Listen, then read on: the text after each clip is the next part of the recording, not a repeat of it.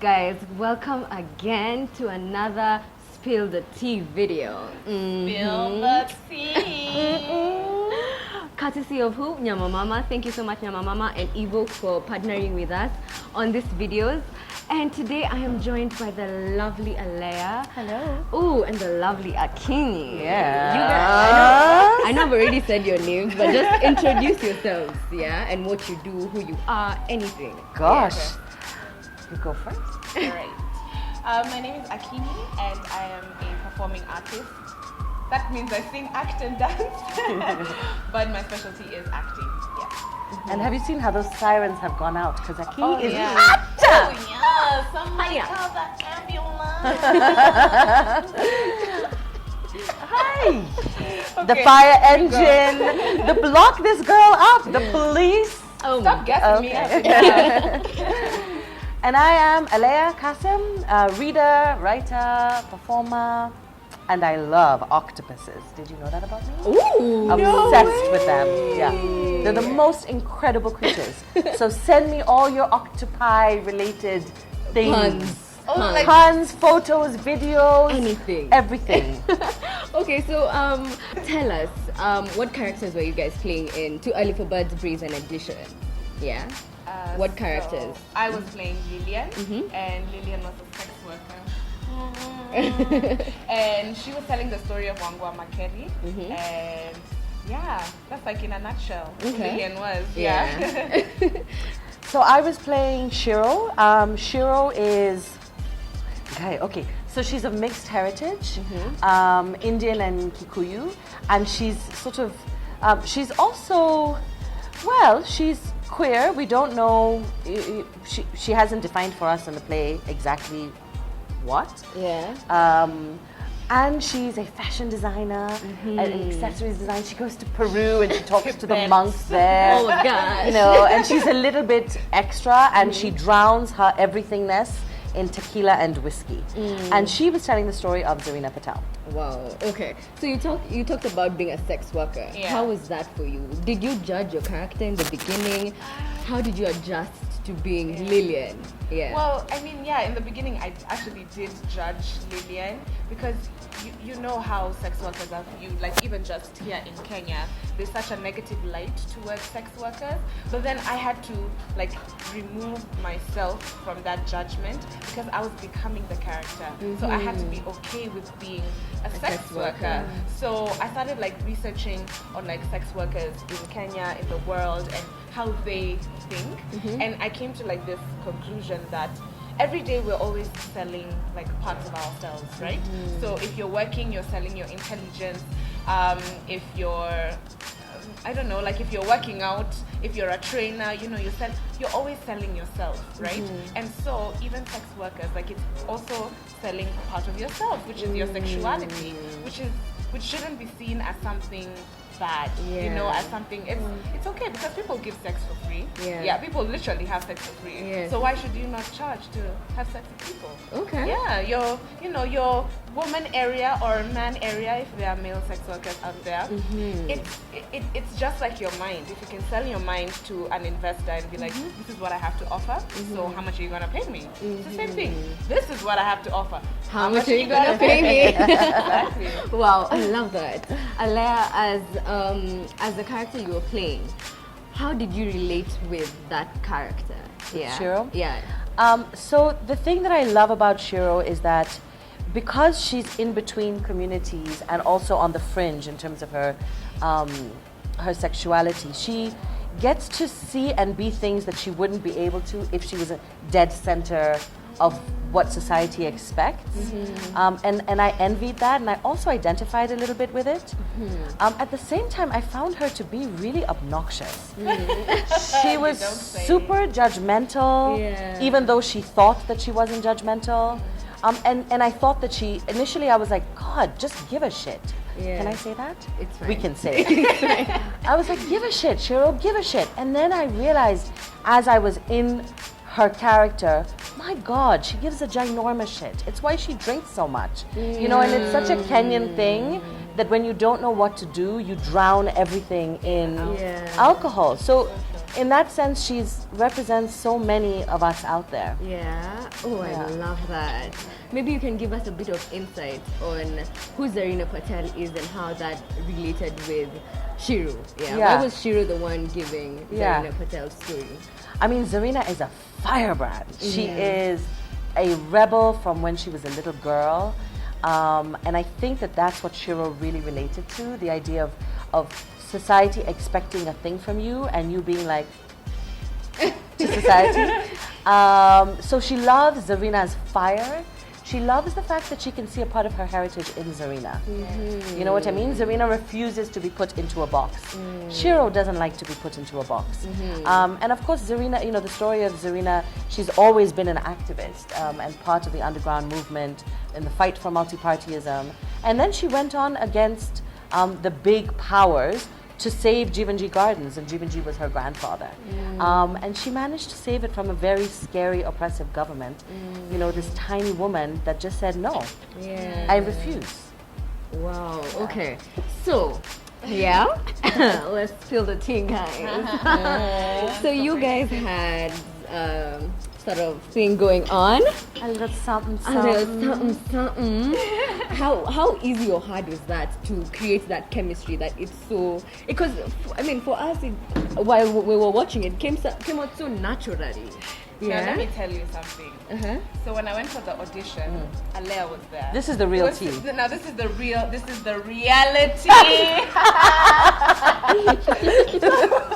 So during the auditions, Aleya was there with Wanjiko, the For the director. second callback, Yeah, the right? second callback. So I was told, okay, are you comfortable with playing the role of a sex worker? I'm like, yeah, that's fine, no problem. She's like, okay, so we have Aleya here, she's one of the writers, so you guys need to improvise something. And even just as I entered the room, there was this charge, like there was just a, you know, like when you touch electricity and you feel, I was just like, there's something about Aleya, and I could see it in her eyes that she felt it with me too. So it was like an automatic connection. Yeah. So even on stage, it wasn't difficult, like, I have to like touch her and feel awkward. No, it just came so naturally. And what was the reaction like from people who watched the show? What did they think about that? I mean, a lot of people ask me questions like, hey, you and that girl though, like, did you guys have something before the play? And I was like, actually, I didn't even know her. Yeah. So that means you did a fantastic job. Yeah, Well, we don't like to brag, but I mean, it wasn't hard with Akinyi. The thing that I was worried about is that our stories do not become just that. So the challenge is that we aren't used to seeing that on stage. Yeah. And so, you know, that Lillian and Shiro can't be Lillian and Shiro independent of each other. Yes. That it doesn't overshadow everything. Yeah. You know, and I don't think it did. I really don't think it did. Because it was like a subtle underlying thing right there. You could miss it. Yeah, you could miss it, you could see it, but I think also just making it okay that women can be queer, bisexual, lesbian, and it's fine. Yeah, it's just normalizing it. Exactly. And the thing is that also the fact that we were telling stories from history, we think that these things came about with the 20th and 21st century, but it's actually not true. Yeah, because you find like the Ugandan king, he was gay. You know, there are a lot of like even chiefs who we shall not mention around here in Kenya who actually had wives, like female chiefs who had wives. And I mean, like, I think of my own female ancestors, you know, my great-great-grandmothers, maybe they would have identified as queer. Yeah. You know, and we just don't know about it. You know? Exactly. Yeah. Okay, so let me ask you, throughout the whole show, we were talking about the erasure of women in history, How did these stories and the parts that you were playing influence your own opinion about erasure and how women are left out? Wow, that's a profound That's question. a very deep question. You should have told us. We would have thought about it. Hey, hakuna Get prepared. hakuna kupatiana assignments, please. This is what I think, I had this suspicion before Brazen, and now I'm sure of it. This show would not have been this show if it wasn't everything by women. Yes. And for me, I'm very clear that it really is down to us to take control of the narrative. And because every story has an agenda. so in telling this, we also had an agenda. Yeah. And even in the way you portray Lillian and tell Wangu's story, you have your own agenda.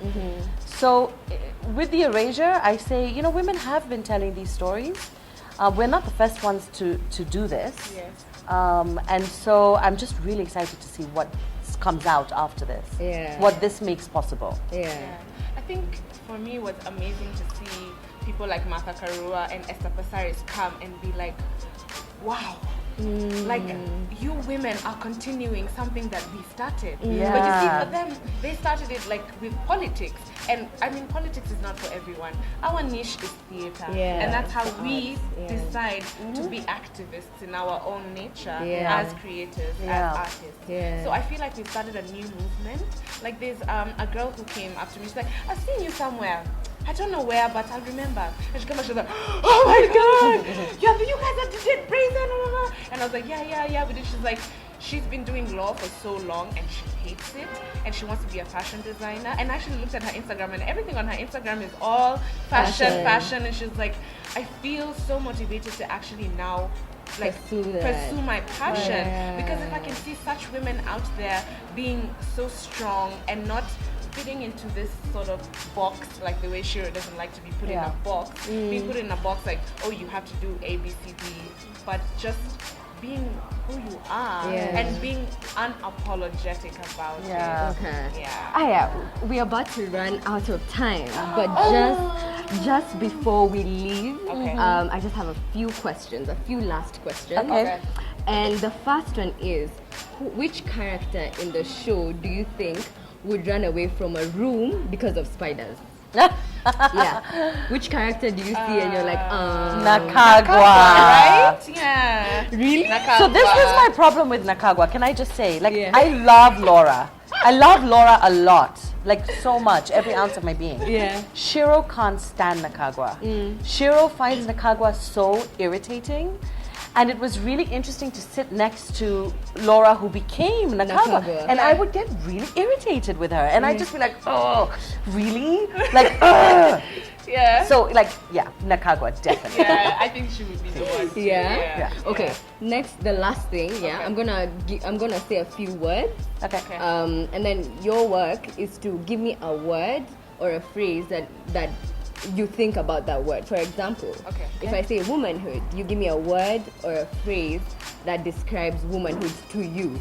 Okay. Got it? Got it. And because you've already said womanhood, let's just start with that. Okay. Yeah.